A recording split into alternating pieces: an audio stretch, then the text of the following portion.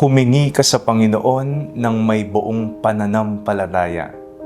Ako po si Father Fiel Pareha at ito po ang ating segment, ang Daily Devotion, na kung saan tayo po ay magdarasal, magbabasa at magninilay kasama ng salita ng Diyos sa buong taon. Manalangin tayo. Sa ngalan ng Ama, ng Anak at ng Espiritu Santo. Amen. Halina, banal na Espiritu, liwanagan mo ang aming puso at isip nang maunawaan at may sa buhay namin ng iyong salita. Amen. Our Bible passage for today is from the first letter of John, chapter 5, verses 14 to 21, and I read it for you. And this is the boldness we have in Him, that if we ask anything according to His will, He hears us.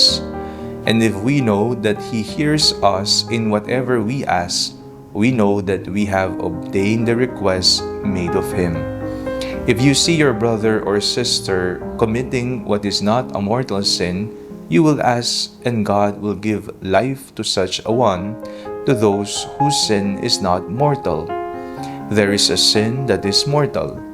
I do not say that you should pray about it. All wrongdoings is sin, but there is sin that is not mortal.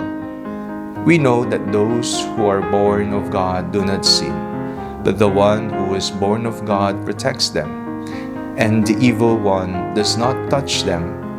We know that we are God's children, and that the whole world lies under the power of the evil one.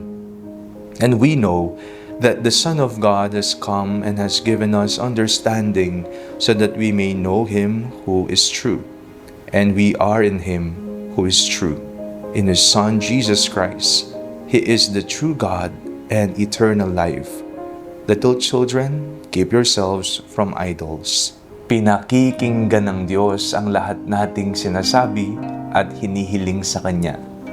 Ito po ang sinabi ni San Juan sa kanyang unang sulat. With boldness of faith, you ask something from the Lord, and God hears us. Ano ba yung mga hinihingi mo sa Panginoon na hanggang ngayon, hinihintay mo na ibigay ng Diyos? Baka napakinggan na yan, o kaya naman, ibinigay na yan, at hindi lamang tugma sa pamantayan natin bilang tao, sapagkat napakaganda ng plano ng Diyos para sa atin. Mas maganda ang ibibigay ng Diyos sa atin. Minsan ang hinihingi natin kakarampot, pero ang ibibigay, marami, dakila. Minsan, napaka-eksakto ng ating hinihingi sa Kanya. Ganitong kulay, ganitong brand, o kaya, Panginoon, ganito sana ang mangyari, pero kaiba ang ibinigay, mas maganda, o kaya naman, mas matututo ka. Ngayong araw na ito, usisain natin ang ating mga kahilingan sa Diyos. Tingnan natin, ano ba yung mga hinihingi ko sa Panginoon na dala lamang ng bugso ng damdamin ko? Ano ba yung mga hinihingi ko sa Panginoon na hindi ko naman pala talaga kailangan? Ano ba yung mga hinihingi ko sa Panginoon na ito talaga, kailangan na kailangan ko? Ngayong araw na ito, maglaan tayo ng panahon para manahimik. Usisain natin ang mga kahilingan natin sa Panginoon. Tunay nga na nakikinig ang Diyos sa atin. Bawat nating bulong sa Kanya ay makahulugan sa Kanyang puso.